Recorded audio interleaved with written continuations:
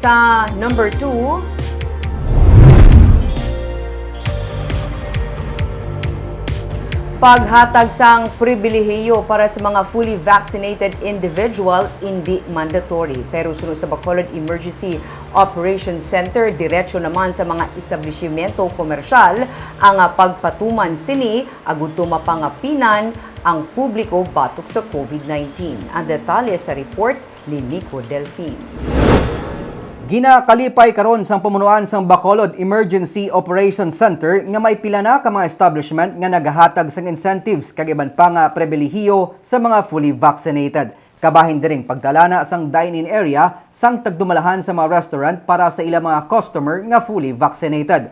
Pero ginklaro ni Dr. Chris Sorongod, Deputy for Medical Data and Analysis, nga ini ang hindi mandatory kag diretso man ini sang tagdumalahan sa mga kalan-an. So, depende na yan sa establishmento.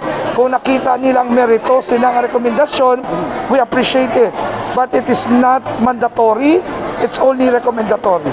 Ginapasalamatan man sang EOC ang katapo sang Hotel and Restaurant Association of Negros Occidental sa paghatag suporta sa syudad, agud man mainganyong publiko nga magpabakuna kontra COVID-19.